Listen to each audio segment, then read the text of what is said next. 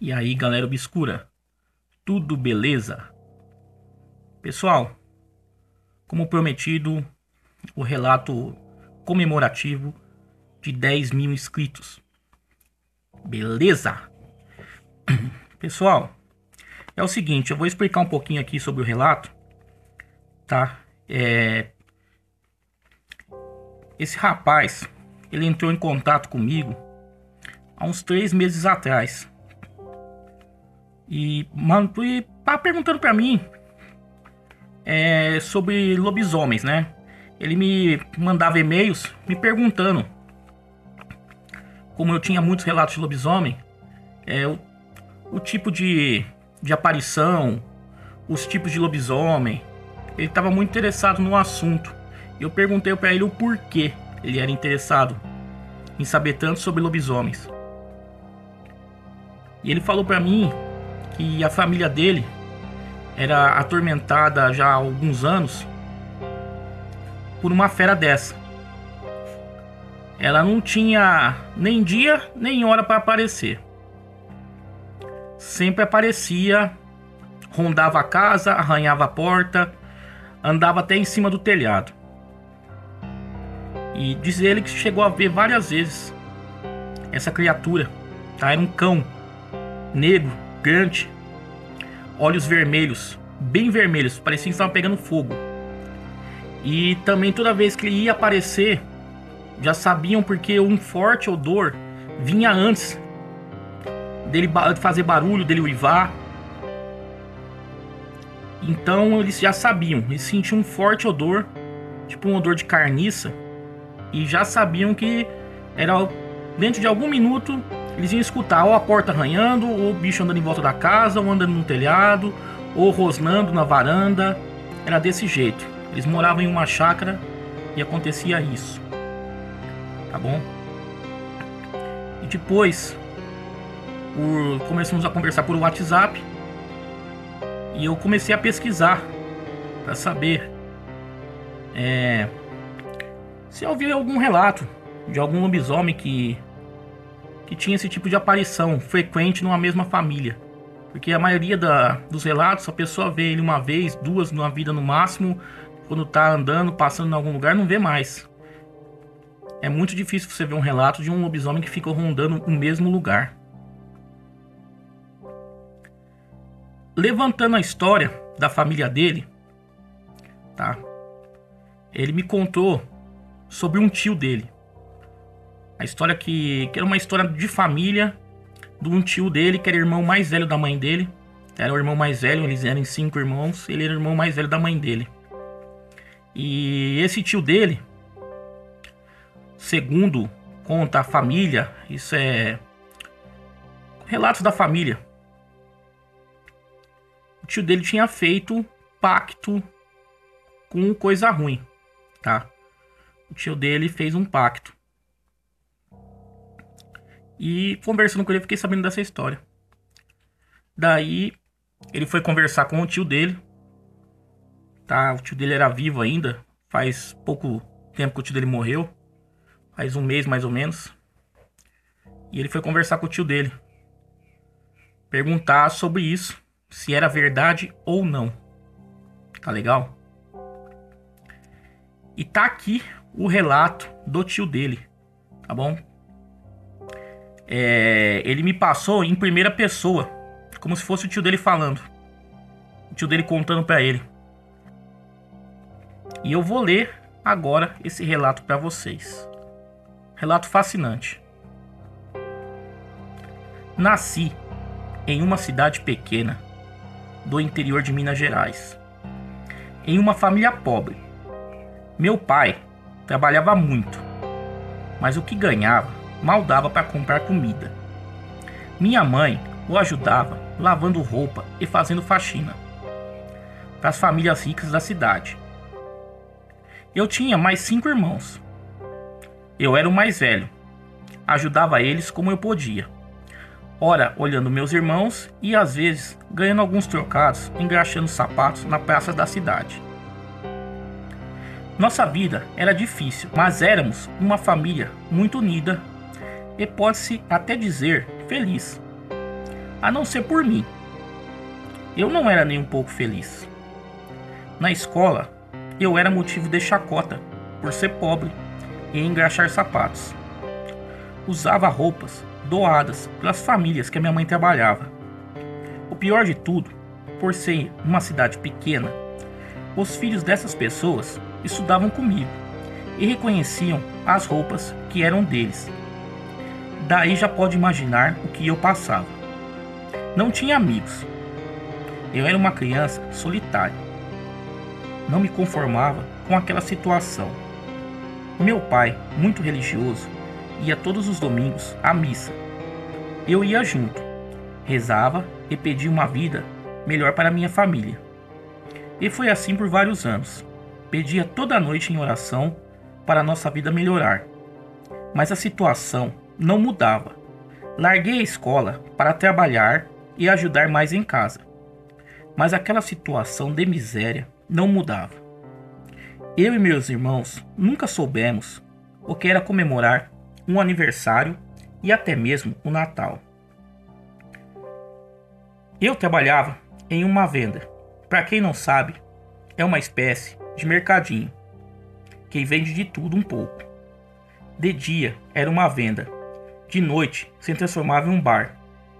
Algumas pessoas se reuniam para beber e colocar o papo em dia. Por ali passavam muitas pessoas diferentes, viajantes de todos os tipos, até porque era o único lugar da cidade que ficava aberto até de madrugada. Eu trabalhava no turno do dia e tinha outro rapaz que trabalhava à noite, ajudando o dono a servir bebidas e comida para quem passava por ali. Até que um dia, o rapaz que trabalhava à noite avisou que naquela semana ele não iria trabalhar. Sua mãe, que morava na cidade vizinha, estava muito doente e ele iria ficar com ela. O dono ficou em desespero. Ele não ia conseguir fazer tudo sozinho. Foi quando me ofereci para fazer os 2 turnos. Ele relutou um pouco, disse que eu não ia aguentar trabalhar os 2 turnos. Mas, não tendo outra solução, ele aceitou. Fiquei feliz, sabia que ia ser cansativo, mas o dinheiro extra ia vir a calhar. Trabalhei a semana toda, o dia inteiro até bem tarde da noite, só pensando no dinheiro a mais que eu ia ganhar na sexta-feira. Na sexta-feira, um pouco antes de fecharmos, apareceu um homem, muito bem arrumado, vestindo um terno branco. Um branco que eu nunca vira antes, doía até os olhos. Pediu uma bebida e se sentou no balcão, e por ali ficou, alguns minutos em silêncio. Foi quando do nada puxou conversa comigo, fez algumas perguntas sobre a cidade, falou mais algumas coisas que eu não me lembro. Todos já haviam ido embora, e só restava ele, ali ainda sentado no balcão. Foi quando do nada me disse: "Você gostaria de sair dessa vida de miséria e ter tudo o que quiser?" Fiquei parado por alguns instantes sem saber o que falar, e ele continuou falando: "Gostaria de dar uma vida melhor para seus irmãos e que sua mãe parasse de lavar e passar para os outros? Que não faltasse mais comida na sua casa e não precisasse usar roupas doadas pelos outros?" Continuei ali parado, sem reação. Só estávamos nós dois ali. O dono estava nos fundos, preparando tudo para fechar. Eu estava em uma espécie de transe. Suas palavras soavam doce em minha mente. E ele continuou a falar: "Você pode ter tudo o que quiser." Perguntei a ele como seria possível ter a minha vida mudada desse jeito. E ele disse em tom suave: "Fazemos um acordo. Você terá em vida tudo o que quiser. Mas quando morrer, sua alma será minha." Quando ele disse isso, dei um salto para trás e saí daquele transe.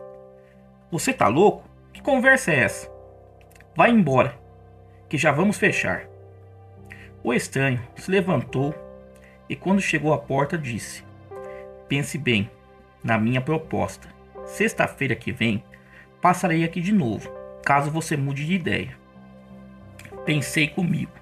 Que cara louco, da onde ele tirou essa conversa? Fechamos a venda e fui para casa, descansar. Deitado na cama, não conseguia esquecer a conversa estranha com aquele homem. Ele sabia que eu tinha 5 irmãos e que minha mãe fazia e a nossa situação. Adormeci e tive uns sonhos estranhos, todos com aquele homem. Eu seguia com aquela vidinha miserável, imaginando como seria o meu futuro, provavelmente igual do meu pai, em um emprego horrível, ganhando pouco. Mas não esquecia da proposta daquele homem. Será que isso mesmo era possível? Ou ele estava só brincando com o caipira da cidade pequena? Comecei a pensar naquela conversa, noite e dia. Aquela semana, trabalhei normal de dia. Não comentei com ninguém a conversa que tive com aquele estranho. Meu irmão mais novo adoeceu aquela semana. Estava com muita febre e dores de cabeça. Havia um hospital público na cidade. Meu pai levou ele até lá. Saiu com uma lista de remédios para comprar. Mas aí é que estava o problema. E dinheiro para comprar os remédios? Minha mãe só chorava. Eu podia ver o desespero nos olhos do meu pai. Do nada veio aquela voz em minha mente. Você pode ter tudo o que quiser. Olhei no calendário, era sexta-feira. Minha cabeça ficou confusa. Olhei meu irmão, deitado na cama, quase morto. O olhar de desespero dos meus outros irmãos. E do meu pai. O choro da minha mãe. Já era noite. Saí e disse ao meu pai. Queria até a venda ver se arrumava adiantamento para poder comprar os remédios. Meu pai só balançou a cabeça em um gesto afirmativo. Cheguei na venda e fui logo procurar aquele homem. E lá estava ele, sentado no balcão no mesmo lugar. Sentei ao seu lado e ele me olhou com um sorriso nos olhos. Estava com a mesma roupa, terno branco e chapéu branco. Fui logo perguntando sobre a proposta, se realmente era verdade. Sim, disse ele, você pode ser muito rico e feliz, ter tudo o que quiser. Inclusive, se fizermos o acordo hoje, seu irmão será curado, sem precisar tomar nenhum remédio. Perguntei, mas como você sabe do meu irmão?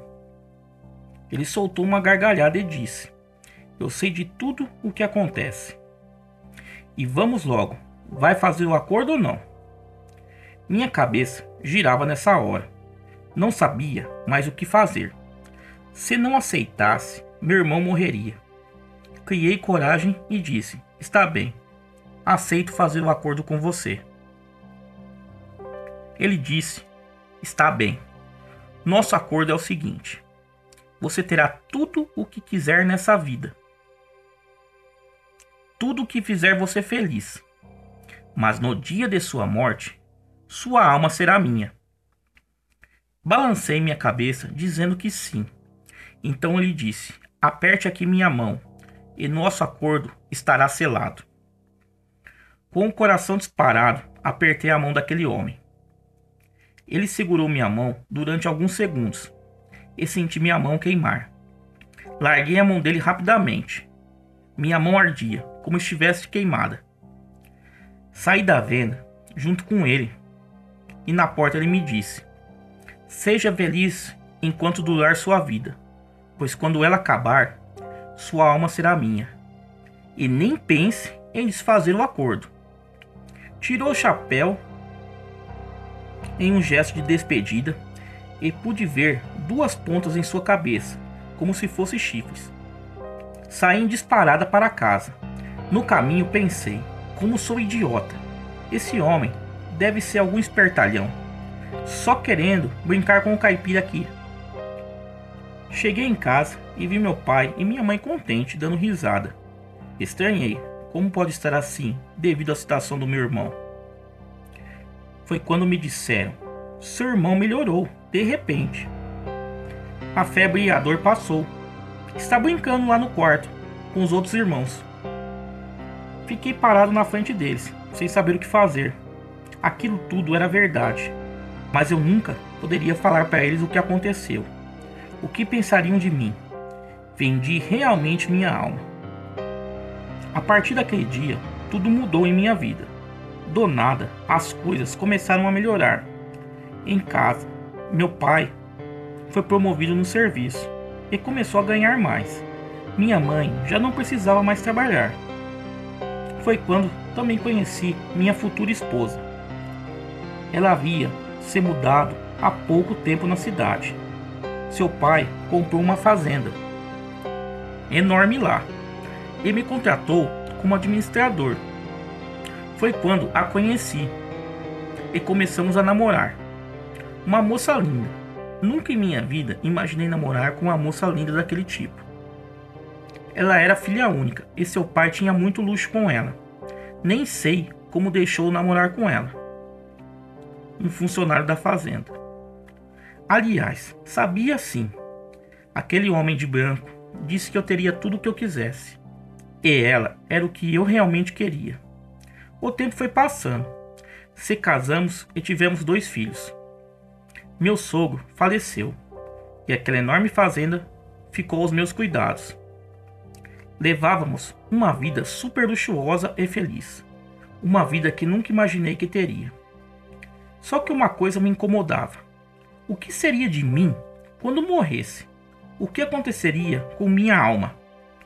Eu sabia que eu iria para o inferno, pois aquele homem só poderia ser um demônio, fazendo pacto, elevando as almas de pessoas ambiciosas como eu para o inferno. Decidi contar para minha esposa o que aconteceu naquela venda, anos atrás. Ela, no princípio, achou que era uma brincadeira minha, mas ao perceber que eu falava sério, ficou muito brava comigo, perguntando aonde que eu estava com a cabeça de fazer um pacto desse. Ao explicar o que estava acontecendo em minha vida, meu irmão doente quase morto, ela até que entendeu, mas ficou furiosa comigo. Por vários dias, não conversou comigo. Foi quando um dia ela me disse que eu deveria procurar um padre e me confessar, me arrepender de coração do que eu havia feito, para tentar salvar minha alma. Segui seu conselho e procurei o padre da nossa cidade. Me confessei e disse tudo o que havia acontecido. Ele me chamou nos fundos da igreja, em uma sala para conversarmos melhor. Me disse calmamente: se você se arrepender realmente de coração do que você fez, Deus irá lhe perdoar e não deixará que sua alma vá para o inferno. Só que se prepare, porque esse demônio vai fazer de tudo para se vingar de você, inclusive atingir as pessoas que você mais ama nessa vida. Ele será seu castigo aqui na terra por ter feito um acordo com o demônio. Fui embora de lá chorando, arrependido por ter feito uma idiotice daquelas. Mas agora, se eu quisesse salvar minha alma, teria que enfrentar tudo o que estava por vir. Chegando na fazenda, quando olhei na porteira, lá estava ele, o homem de branco, mesmo terno e chapéu, da primeira noite que eu o vi na venda. Parei o carro e desci para abrir a porteira. Ele me olhou e disse: você foi avisado que se quebrasse acordo teria consequências. Se virou e saiu andando calmamente. Foi quando reparei que ao seu lado havia um cão. Um cão diferente. Era um cão negro, enorme, com os olhos vermelhos. Exalava um cheiro horrível dele. Ele não o acompanhou e ficou ali parado me olhando, com aqueles olhos terríveis vermelhos. Entrei no carro rapidamente e fui direto para casa. Contei à minha esposa tudo o que havia acontecido. Ela ficou muito assustada e com medo que acontecesse algo com nossos filhos. Daquele dia em diante, nada deu mais certo em minha vida. As plantações da fazenda secaram e morreram. os animais também começaram a morrer. Os funcionários estavam todos com muito medo por causa desses acontecimentos, e ainda mais quando aquele cão começou a rondar a fazenda. Uivava a noite toda, subia nos telhados, arranhava as portas. Todos pensavam se tratar de um lobisomem, mas eu sabia que não era, e sim um cão do inferno, que estava ali para me vigiar e buscar minha alma. Os funcionários foram embora, aos poucos, até que só sobrou minha família. Meus filhos estavam mortos de medo. Aquele maldito cão fazia algazarra a noite toda, uivando e arranhando as portas. Foi quando recebi um telefonema de minha mãe, dizendo que meu irmão mais novo havia falecido em um acidente de carro. Aquele demônio estava cobrando tudo o que havia me dado.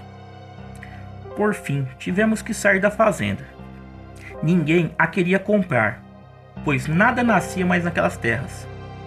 E ainda com aquele cão do inferno assombrando, uivando e fazendo a maior bagunça por lá. Quem iria querer comprar uma fazenda dessas? Perdi tudo que tinha. Minha esposa, diante dessa situação, foi embora com os nossos filhos. Fiquei sozinho, sem ter onde morar, sem dinheiro. Voltei a trabalhar na antiga venda. O dono me deixou morar nos fundos. E toda sexta-feira, aquele demônio de terno branco voltava e se sentava no balcão no mesmo lugar, só me observando, sem dizer uma palavra. Tá aí, pessoal. Esse é um relato que o inscrito mandou pra mim, tá bom? Sobre o acontecido com o tio dele, tá? O irmão mais velho da mãe dele. É uma história de família. E deixa eu contar pra vocês, a gente gosta muito dessa história de lobisomem, né?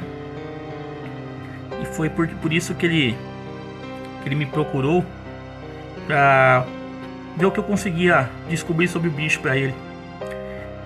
Todo mundo pensava que era um lobisomem mesmo, mas o que rondava a casa dele lá não era um lobisomem, e sim um cão do inferno. Geralmente, quando a aparição vem com um forte odor, tá? Todo mundo fala um odor de carniça, mas não é o odor de carniça, é um odor de enxofre, né? Todo mundo confunde, porque é um cheiro muito forte, é um cheiro muito ruim. É o danado do cão do inferno. Esse bicho geralmente ele aparece quando ele tá vindo buscar alguma alma. Ele sabe quando a pessoa tá para morrer, ou quando aquela pessoa que fez o pacto se desviou. Ele vem ali para atormentar. Ele é mandado para atormentar. Ele é o guardião das almas do inferno. Não adianta. Toda pessoa que fez pacto, quando ela morre, quem vem buscar sua alma é o cão do inferno. E ele é confundido facilmente com um lobisomem. Tá? E ele atormenta todo mundo que está próximo dessa pessoa. Tanto que quando o tio dele morreu, essa aparição sumiu. Tá? Essa aparição era coisa semanalmente na casa dele. Eles já estão até acostumados. O bicho estava sempre rondando por lá fazendo bagunça. Tá? Assim que o tio dele faleceu, não se viu mais a criatura. Tá? Que todos se pensavam se tratar de um lobisomem. Só ficaram sabendo que era um cão de inferno depois do relato do tio dele.